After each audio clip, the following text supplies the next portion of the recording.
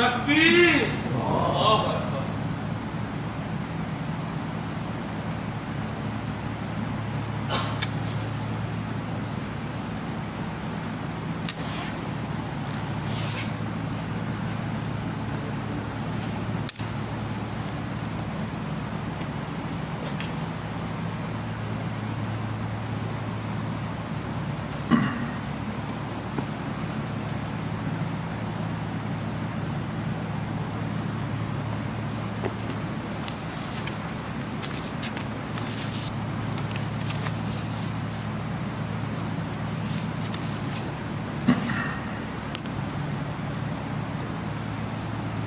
Bismillahirrahmanirrahim. Assalamualaikum warahmatullahi wabarakatuh.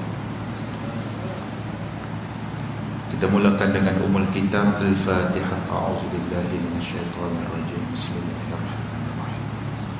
Alhamdulillahi rabbil alamin. Arrahmanirrahim. Iyyaka na'budu wa iyyaka nasta'in. Ihdinas siratal mustaqim. Siratal ladzina an'amta 'alaihim.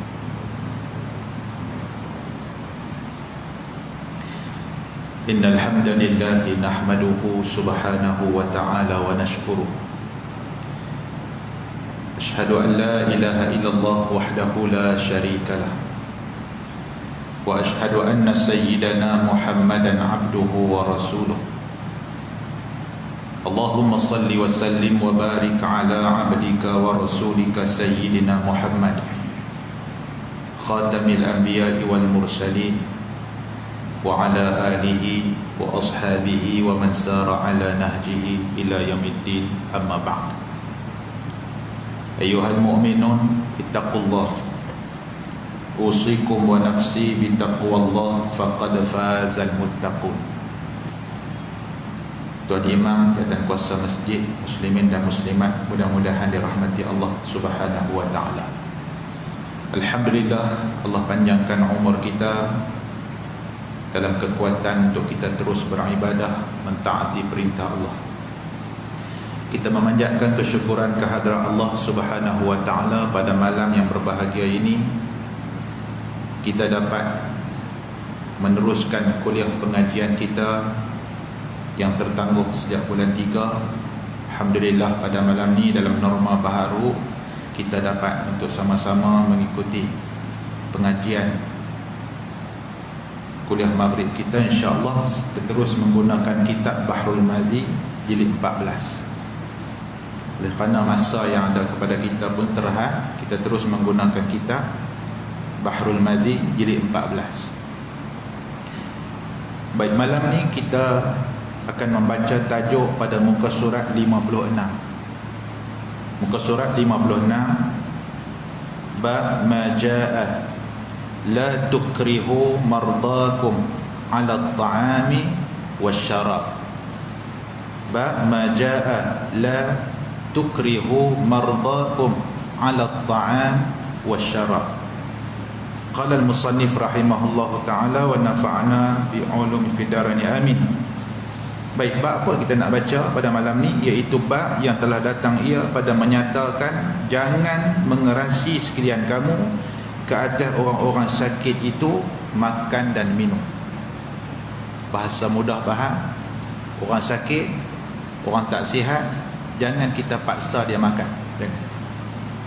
Orang sakit dan orang tak sihat ini selera tu kurang, biasa. Kita nak dia tibai nasi sepinggan macam selalu, nak bagi dia sihat, takkan sihat. Kerana apa? Kerana Nabi SAW, Nabi bagi panduan. Bila kita jaga orang sakit, nombor satu, kesihatan dia yang terjejah itu menyebabkan selera makan dia kurang. Yang kedua, oleh kerana selera makan dia kurang, jangan kita sebagai anak, atau kita sebagai abang, atau kita sebagai ayah, atau kita sebagai isteri nak paksa suami kita, nak paksa anak kita, nak paksa mak kita makan apa yang kita masak. Sampai kita jumpa lagi ulama kata apa? Kalau dia tak mau makan, tak apa, kecualilah tak makan tu mudarat. Ada penyakit yang dia tak perlu makan. Ada? Tu tahu orang koma tu apa duk suap nasi kat dia. Koma sampai dekat stone tak mati. Kita akan jumpa lagi Nabi SAW. Nabi kata apa? Nabi kata sesungguhnya Allah Subhanahu Wa Taala akan bagi makan dan bagi minum kepada orang sakit. Nah, orang sakit ni dia tak makan banyak hari, dia tak mudarat kat dia, cuma dia sakit. Tapi kita hak sihat tak makan nasi sehari, bacaan gula jatuh, darah pun jatuh, semua jadi jatuh habis. Tapi kalau sakit, dia boleh tak makan nasi sampai ke malam, aku tak ada selera. Roti pak sakit, ya cicah sekepit. Tu hak makan tadi, daripada pagi sampai kelak. Pasal apa? Pasal dia sakit. Nah, baik muslimin dan muslimat dirahmati Allah. Kata Syekh Idris Al-Marbawi rahimahullah, ketahuilah kiranya ya saudaraku, setengah daripada perangai orang yang tidak bagus itu ialah mengerasi, yakni menyuruh makan dan minum ke atas orang sakit apabila tidak ada nafsunya. Hidup paksa dia makan tu perangai tak elok. Mak tak kesian kakak kami, kakak masak susah-susah buat bubuk apa semua, kemarin kata tak mau makan nasi, nak makan bubuk, buat bubuk tak mau makan, duduk boleh tiang kat dia. Dia nak makan apa tuan-tuan, dia jolok masuk keluar balik. Di antara perangai yang tak elok dalam kita duk jaga orang sakit ni, kata Syekh Idris Al-Marbawi apa dia, iaitu kita paksa dia makan dan kita paksa dia minum seperti selalu dia makan dan minum. Nah, baik. Maka syarak kita menegah daripada memperbuat orang yang sakit yang demikian itu. Syarak tak bagi. Yang kata Islam ni sampai ke situ dia ambil kira, kerana menyakiti akan dia, kerana kita bagi dia tak selesa dengan kita menyakiti dia. Nah, begitu. Kata Syekh, hairan sungguh bagaimanakah memasukkan barang yang tiada mau dimasukkan ke dalam perut. Dia main pahit mulut ni tuan-tuan, tak usah duk main lah sup gearbox ke, tak mau.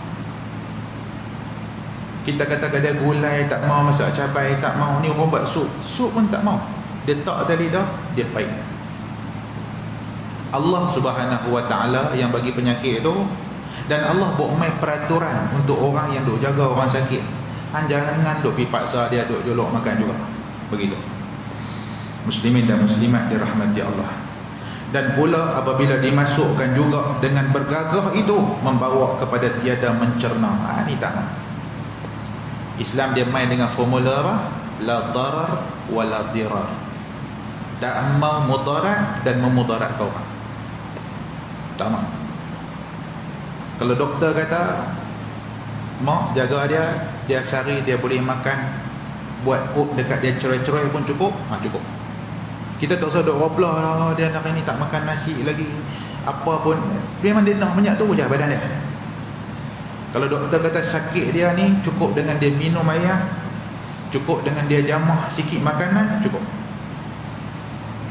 Pasal apa? Pasal Islam dia main dengan satu formula. Kita tak boleh mudaratkan orang, kita tak boleh bawa mudarat, dan kita tak boleh memudaratkan orang. Begitu. Baik. Maka apabila tiada mencerna makanan itu, makanan tak boleh hadam, dia buah mulut telan terus, selera tak ada. Anak suruh makan, makan juga, makan telan, tak makan tak kecil hati, makan. Kan orang Melayu ni dia jangan kecil hati tu, so kata apa lah, dengan mengingat hati ni habis. Kita pun pasal orang tua masak, kita pun makan juga, makan telan, tak mencerna makanan tu, dan maka makanan itu nescaya mengotor ia akan perut itu sahaja. Makan ni tujuan dia apa? Beribadah. Kalau masuk tak ada manfaat, maka masuk makanan ke dalam perut itu tidak menjadi kebaikan. Kalau masuk makanan tu membawa mudarat, maka makan itu tak menjadi kebaikan, dia hanya mengotorkan perut saja. Maka dengan sebab itu, kata Syekh, bertambah-tambahlah sakitnya pula. Tuk kuih sakit lagi tak mau nak baik. Panas, demam panas ni, panas badan. Duk gagah jolok makan pula, perut nak kena kerja, dia panas lagi mai. Yang kata sistem badan kita ni tuan-tuan, sistem badan kita ni dia macam tu. Bila dia sakit, semua nak berhenti kerja, tak mau.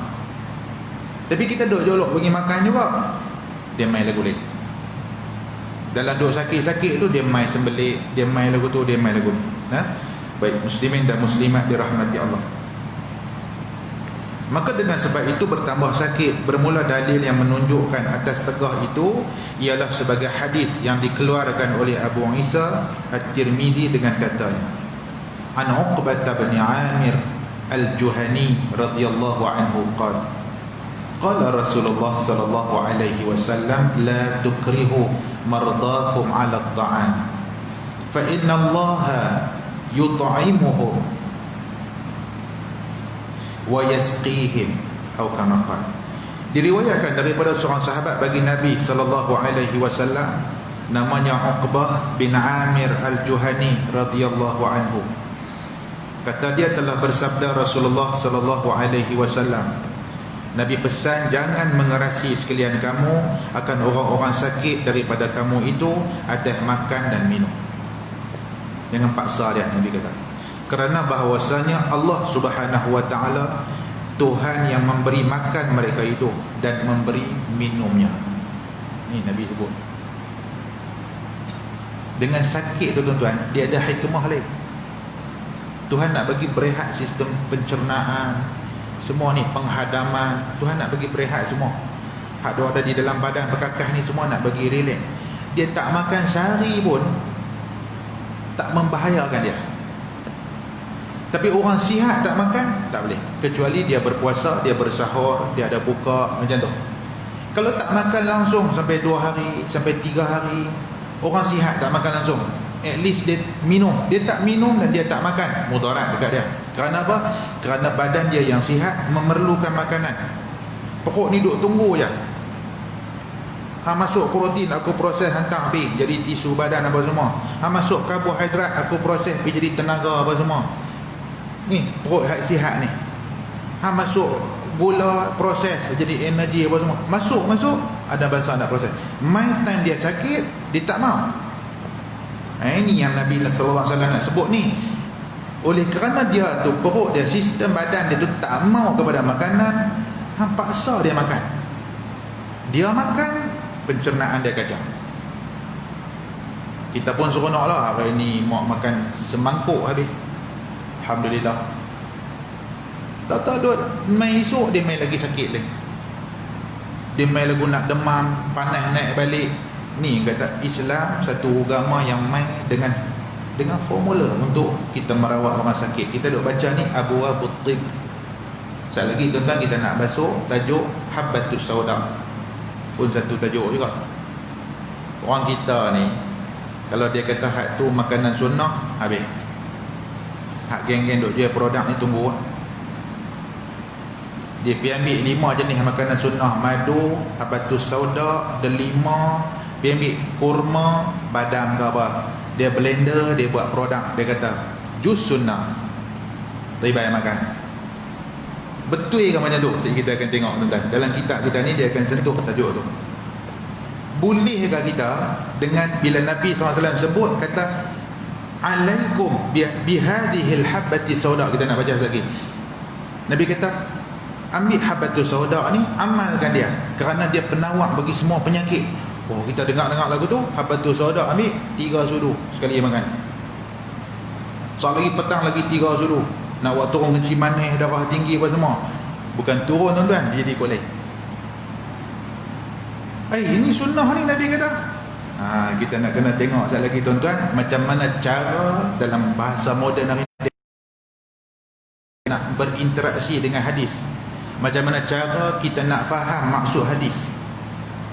Bila Nabi kata semua penyakit, adakah semua penyakit atau penyakit tertentu? Macam mana ulama kupas hadis tu? Macam itulah juga cerita bab jaga orang sakit. Dia tak boleh kira seronok tengok dia sakit pun, tengok demam pun semangkuk habis. Dia ni tak sihat pun nasi 2 pinggan. Tuan-tuan, dalam Islam dia main satu formula cara kita nak rawat orang-orang sakit ni. Muslimin dan muslimat yang dirahmati Allah. Baik. Dalam hadis dia kata apa? Nabi kata jangan paksa orang yang sakit itu makan dan minum kerana innallaha yut'imuhum wa yasqihim. Nabi kata sesungguhnya Allah Tuhan yang bagi makan dekat mereka, dan Tuhan Allah itu yang bagi minum dekat mereka. Apa maksud dia? Kita tengok. Kata Abu Isa, bermula ini hadis hasan lagi gharib, tiada kami ketahui akan dia melainkan daripada ini wajah. Baik, masalah mengerasi orang yang sakit itu telah ditegah oleh syarak, sebab ditegahnya itu kerana Tuhan yang memberi makannya dan memberi minumnya. Falsafah tu, tuan-tuan, ini falsafah perubatan Islam. Dalam kita duk ikhtiar, kita duk ikhtiar bagi baik, kita bagi ubat dekat mak kita yang sakit, Allah Tuhan akan sembuhkan dia. Kita ikut dos yang doktor bagi apa semua, itu ikhtiar kita, tapi hati tak boleh terlepas daripada apa? Allah yang akan sembuhkan dia. Kerana hadis ada Nabi sebut apa? Apabila berbetulan ubat dengan penyakit, maka akan sembuh penyakit itu dengan izin Allah. Ada hadis Nabi sebut, bila ubat dengan penyakit itu ngam, orang kata dia berbetulan elok, maka Allah Tuhan yang akan bagi sembuh dengan asbab kita doa ambil itu. Betul-betul jangan heran. Ada orang dia, contoh kita jumpa lagi, ada hadis cerita tentang habbatus sauda. Ada orang dengan mengambil habbatus sauda semua baik. Ada orang ambil kuih teruk. Ada orang makan habbatus sauda cirik-birik. Ada. So kita ni nak faham hadis Nabi berkaitan rubatan apa semua ni, macam mana Islam dia main dengan peraturan cara kita faham hadis, termasuk dalam bab makan waktu sakit ni. Nabi SAW, Nabi nak kata apa? Nabi kata Allah Subhanahu Wa Taala Tuhan yang akan bagi minum. Makna dia, kalau dia boleh jekik sikit saja, takat tu je boleh masuk, Tuhan bagi takat tu.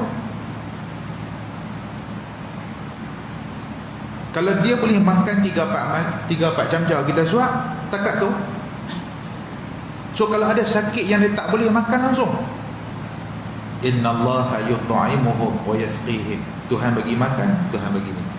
Nah, baik. Demikianlah tersebut pada hadis dalam masalah 106 itu.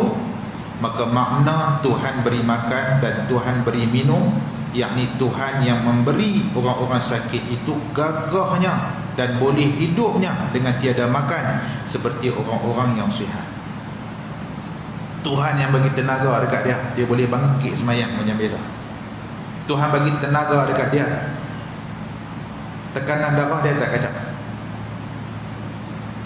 Ni ikut-ikut makanan tak masuk langsung ni tuan-tuan, blood pressure apa semua ni kacau. Ni down turun, semua turun. Dah Nabi SAW sebut Allah bagi makan, maksud dia Allah bagi tenaga kepada orang sakit. Allah bagi makan dan minum, maksud dia Allah bagi dia boleh terus hidup seperti mana orang-orang yang sihat hidup. Kita pernah tengok orang koma terlentang sampai dekat setahun, Tuhan bagi dia hidup, tapi sistem badan dia semua, nafas ada, nyawa masih ada, tapi hak lain semua tak boleh. Fikir logik tuan-tuan. Dan apa nak heran tuan-tuan, Ashabul Kahfi tidur berapa ratus tahun, hidup. Kita tidur ni tuan-tuan, orang kaki tidur, cerita orang kaki tidur.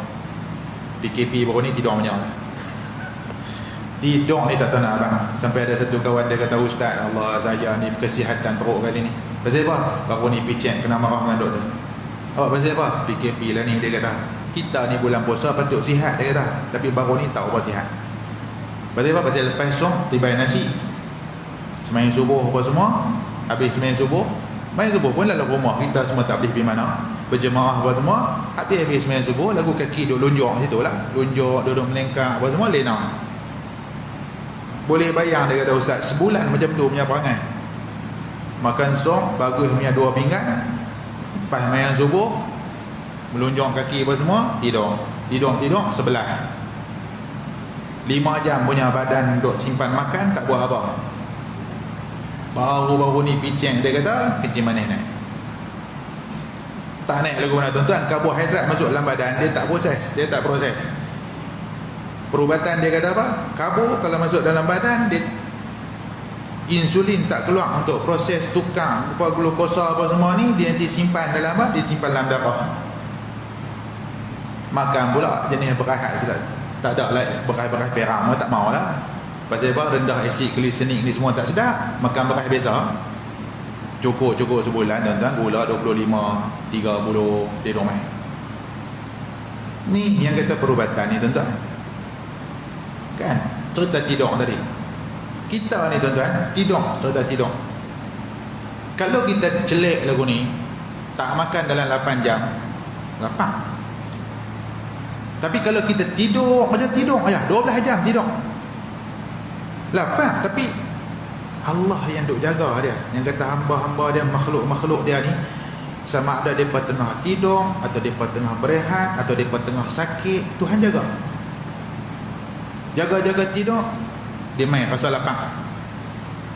Lapang tu main waktu mata jaga baru sedap kata lapang. Tadi tak rasa. Ni yang kata sistem badan.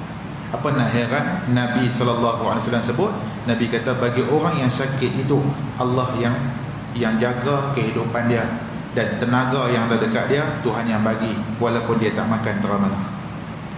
Seperti yang telah diberinya gagah ke atas orang yang sakit setahun dengan tiada makan dan minum. Kata Syekh Idris Al-Marbawi, seperti itu juga kita pernah jumpa, dia kata ada orang sakit setahun sakit, tanpa makan yang cukup, tanpa minum yang cukup, makan pun tak ada zat yang cukup bagi dia.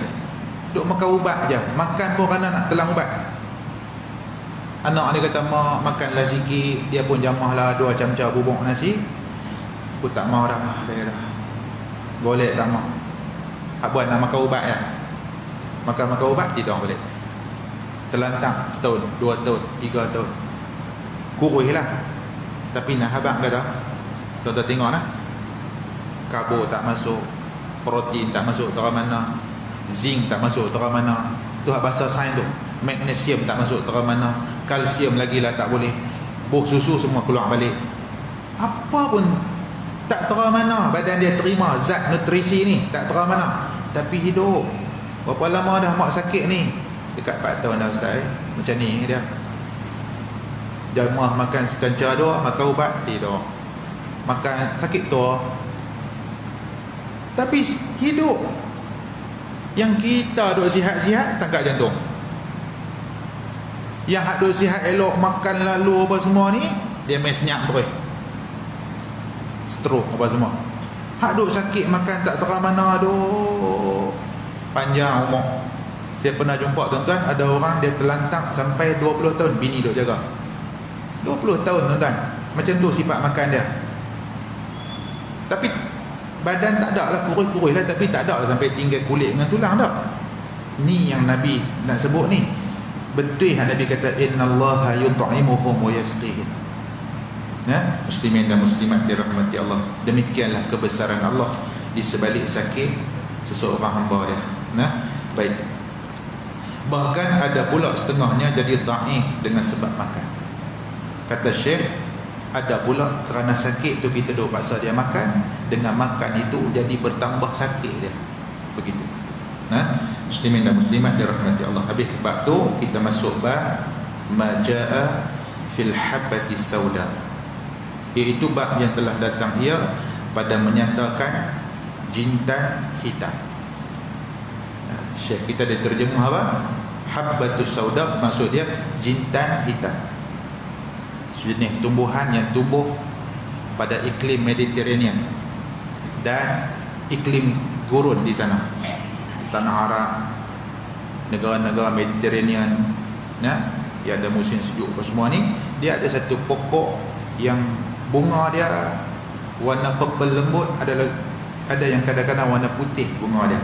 Di tengah-tengah tu dia ada habbah, ada habbah macam biji rempah tu. Dia boleh keluarkan minyak situ. Orang kita ni Malaysia dia beli hak kapsul tu kan, makan minyak tu lah, habbatus sauda ni. Nah, dalam hadis Nabi SAW disebut kelebihan habbatus sauda. Dan kelebihan habbatus sauda ni tidak dinafikan, banyak kebaikan dia.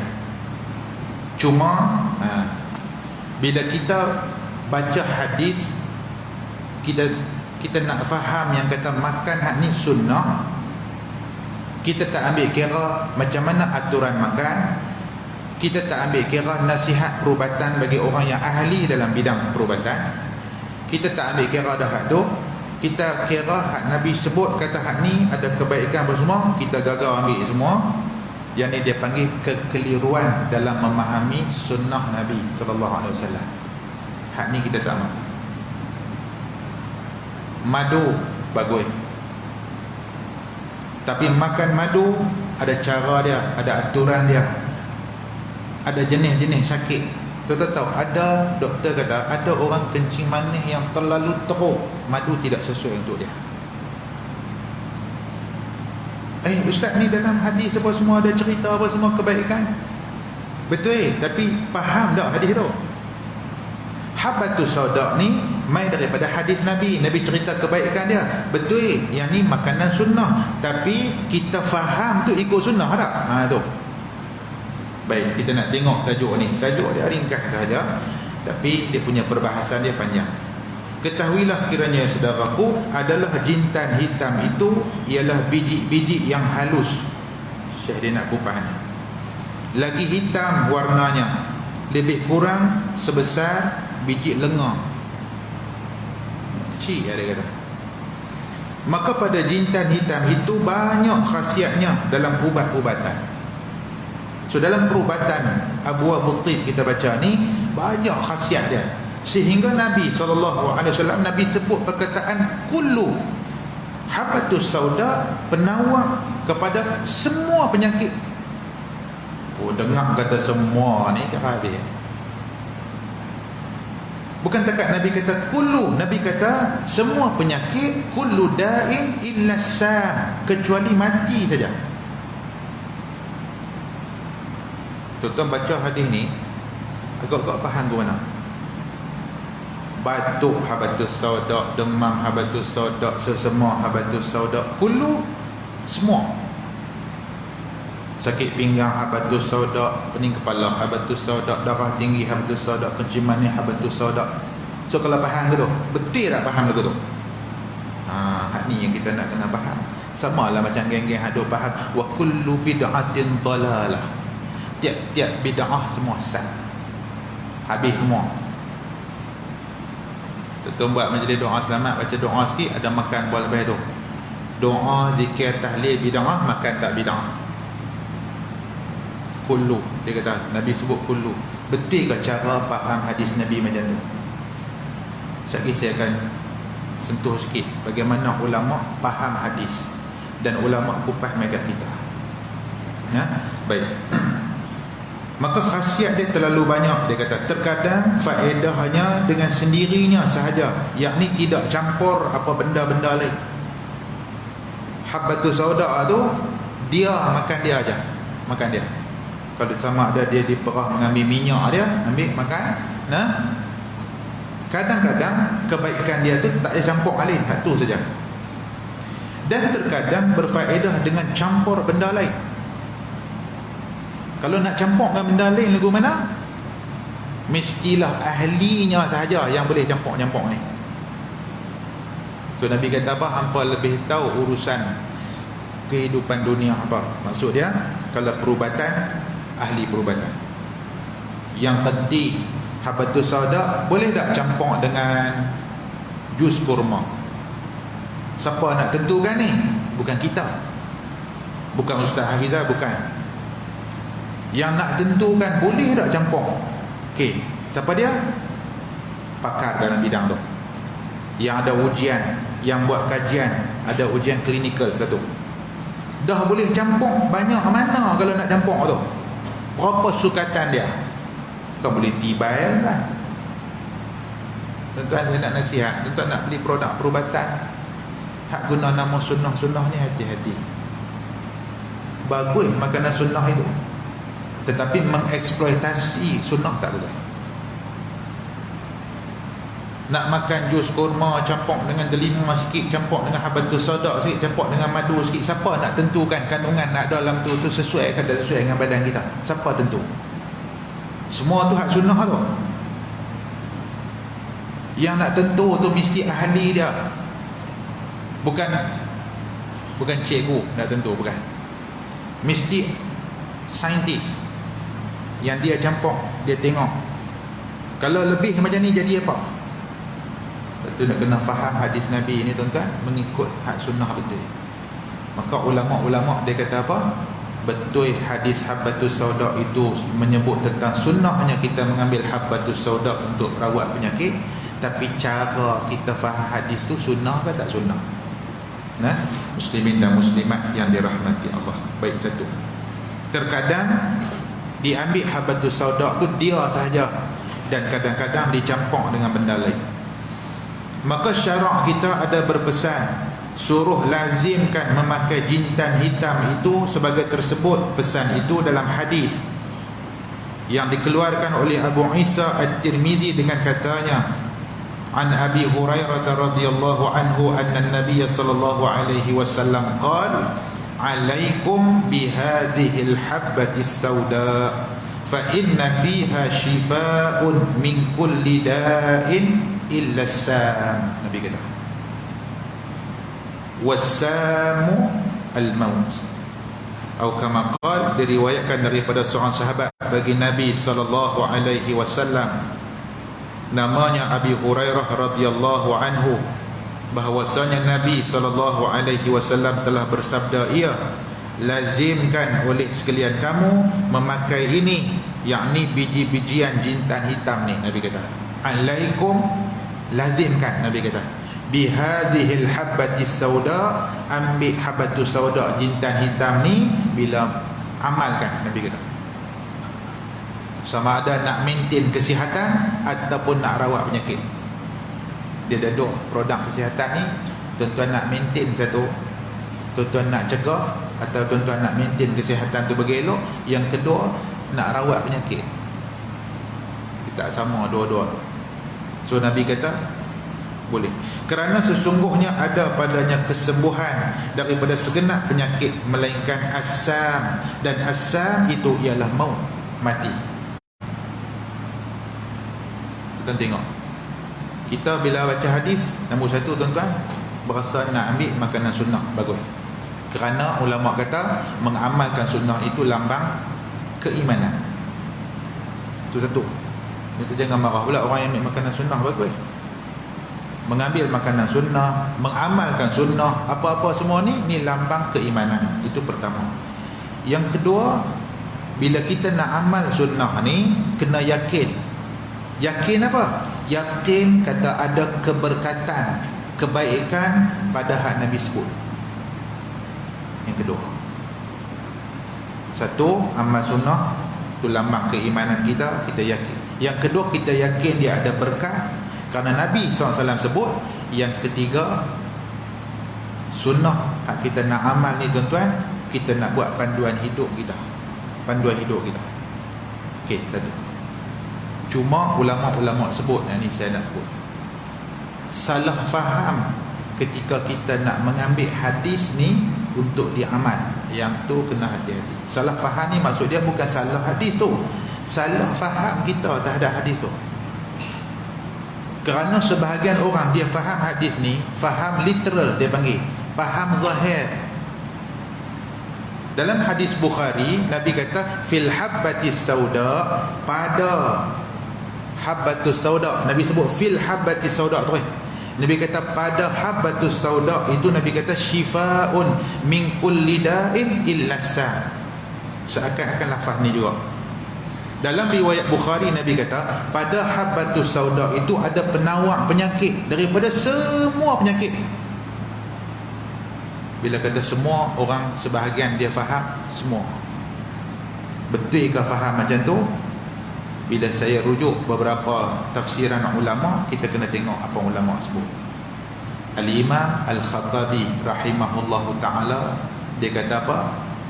Dalam hadis ni kita kena baca ikut neraca usul fiqh. Kena timbang hadis ni ikut kefahaman usul fiqh. Apa tu Ustaz? Saya nak bagi faham mudah sebab kuliah kita kuliah umum.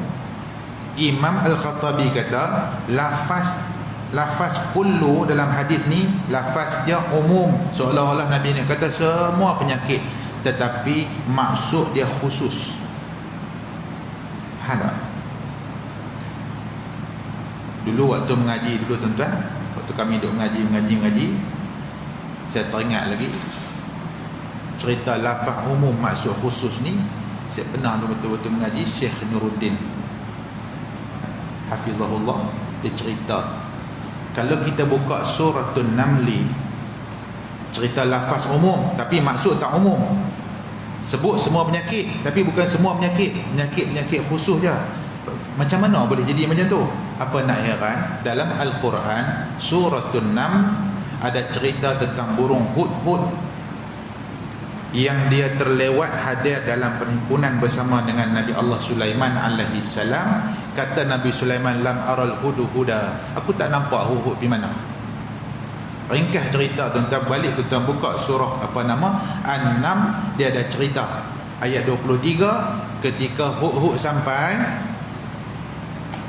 Hudhud ni dia berhujah, dia kata aku bukan pi bercuti, aku bukan pi tidur, pi buang masa, pi duk berpoya-poya, pi apa semua tak. Apa kata burung hudhud? Allah rakam dalam Quran, kata burung ni, dia kata inni wajadtum ra'atan, dia kata tadi ni aku terbang sampai ke satu tempat negeri, nama tempat tu Sabah. Bila duk ada di situ, inni wajadtum ra'atan, aku nampak ada seorang perempuan, dia kata ulama Balqis, aku nampak satu orang perempuan, tamlikuhum, dia raja kepada rakyat dia. Tu maksud tamlikuhum, dia raja kepada rakyat dia. So perempuan ni, kata burung ni kepada Nabi Allah Sulaiman, inni wajadtum ra'atan tamlikuhum wa utiyat min kulli syai'in, dia kata, wahai Nabi Allah Sulaiman, aku tengok perempuan ni, hak raja ni, Balqis ni, Ratu Balqis ni, dia wa utiyat, dia dikurniakan, maksud dia dianugerahkan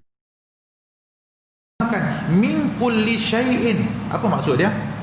Semua kekayaan dunia, semua hak dunia ni semua dia ada. Maka ulama-ulama tafsir ketika menafsirkan wa utiyat min kulli syai'in, adakah maksud semua? Seorang raja tuan-tuan, dia perlu apa?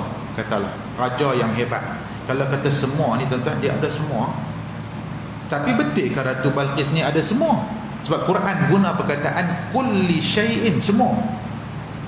Kata Ibnu Katsir dalam tafsir dia ni, nak sebut kata lafaz umum tapi maksud khusus. Maksud semua dalam ayat tu ialah semua yang diperlukan oleh seorang raja untuk mentadbir kerajaan dia. Itu maksud semua. Jadi tak semua kan? Faham tak tuan-tuan? Kau berat sikit. Seorang pemimpin, dia perlu apa?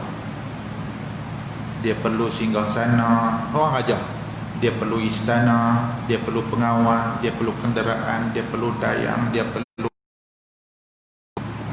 perlu kementerian-kementerian, dia perlu ada menteri setiap kementerian dia. Itu raja. Dia raja. Hak tu semua, tu maksud dia semua ada atas muka bumi ni. Quran kata Balqis ada semua atas muka bumi ni dia punya.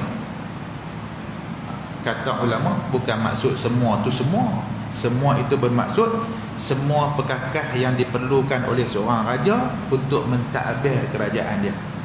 Kita tengok Quran pun menggunakan lafaz umum, maksud khusus. Tu kita ni bila baca hadis dengan Quran, tersuduk pakai kepala otak sendiri lah tuan-tuan. Ulama-ulama ajak kita, bila kita baca Quran, baca hadis, rujuk ulama punya tafsir, rujuk orang-orang alim. Kerana mereka ahli, kita tak ahli. Terus pakai kepala otak kita. Kalau pakai kepala otak kita lingkup.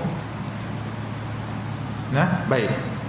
Sama dalam hadis ni, kata Imam Al-Khattabi, begitu juga disebut oleh ulama-ulama seperti Ibnul Jauzi rahimahullahu ta'ala, yang dimaksudkan oleh Nabi SAW, iaitu semua penyakit yang sesuai dengan habbatus sauda.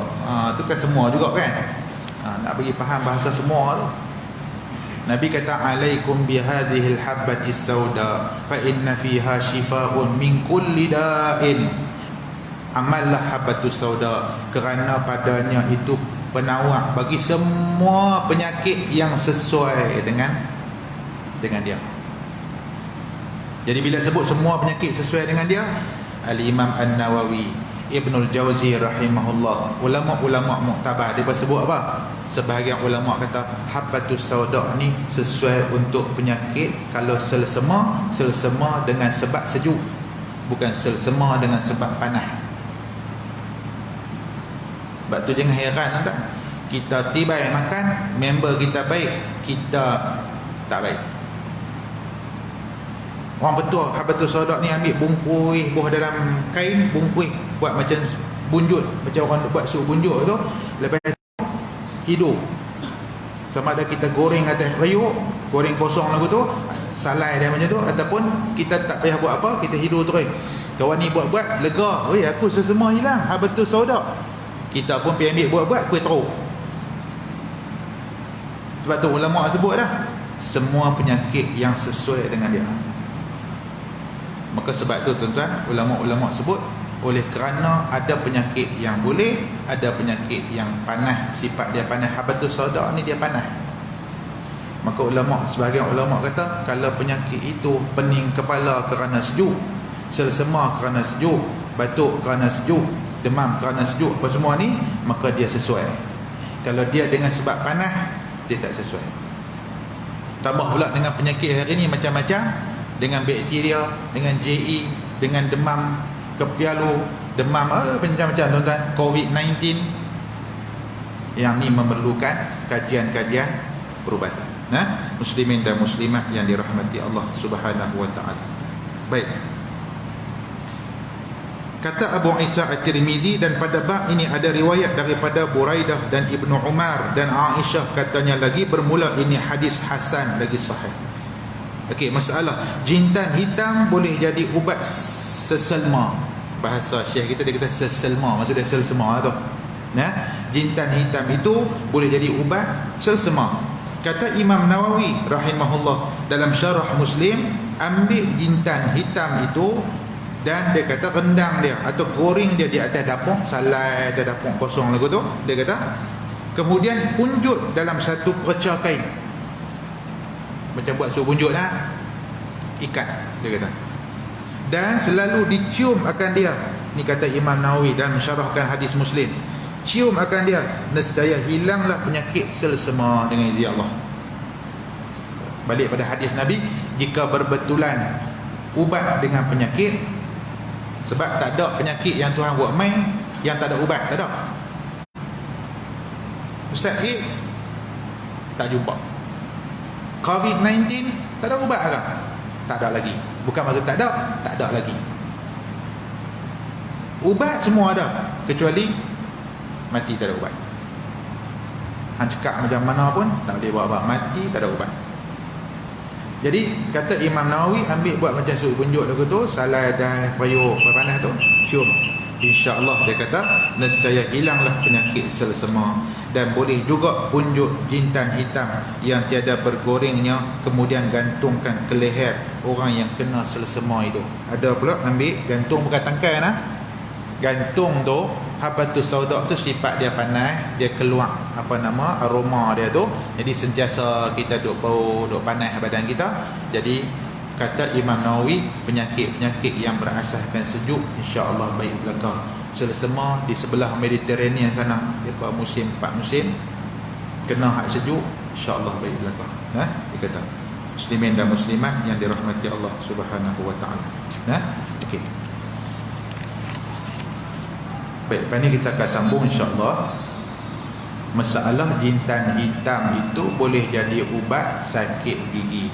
Jintan hitam boleh jadi ubat sakit gigi, yang ni diambil daripada seorang ulama yang bernama Qazwini, atau nama sebenarnya Syekh Al-Imam Zakaria bin Muhammad bin Mahmud Al-Qazwini.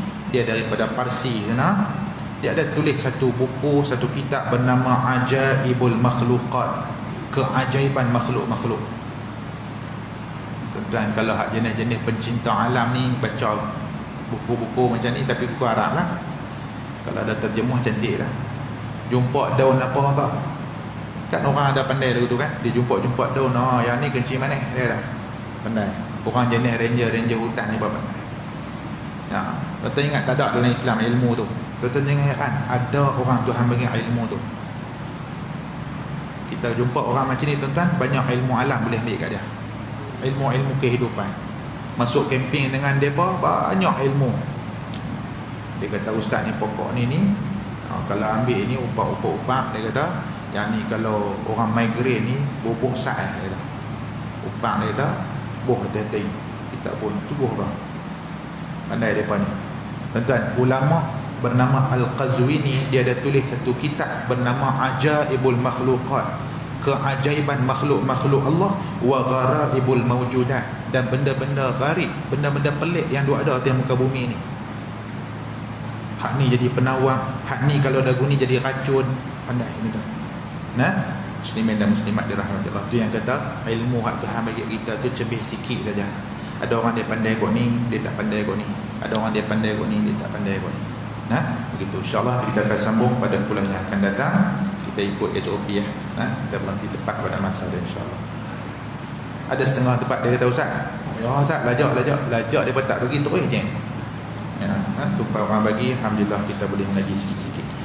Yang baik itu daripada Allah, yang salah silap kasar bahasa saya minta ampun daripada Allah, saya minta maaf daripada tuan-tuan. Allahumma salli ala sayyidina Muhammadin fil awwalin wal akhirin wa sallim wa radiyallahu tabaraka wa ta'ala an sadatina wa ashabi sayyidina Rasulillahi ajma'in. Radina billahi rabba wa bil islami dina wa bi Muhammadin nabiyya wa rasulah. Allahumma ja'al jam'ana hadha jam'an marhuma wa tafarruqana min ba'dihi tafarruqan ma'suma. Allahumma anfa'na bima 'allamtana wa zidna 'ilma. Rabbana atina fid dunya hasanah wa fil akhirati hasanatan wa qina 'adzaban nar. Wa sallallahu ala sayyidina Muhammad ajma'in walhamdulillahi rabbil alamin. Tasbih kafarah dan surah al-Asr.